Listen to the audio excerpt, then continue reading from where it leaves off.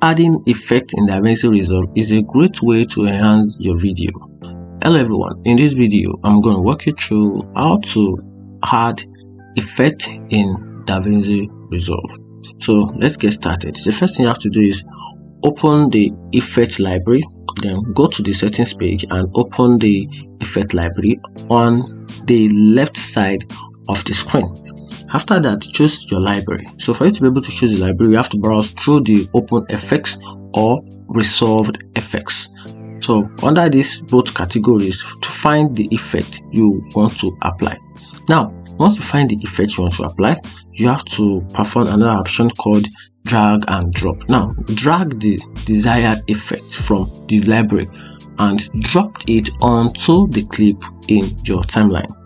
After that, then next thing is the customize the effect process. Now click on the clip with the effect applied and go to the inspector panel on the right side, and here you can adjust the settings of the effect to fit in your need.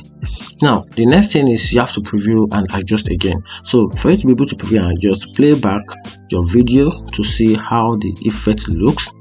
After that, make any necessary adjustment in the inspector panel, and that is the best way to add effect in Davinci Resolve.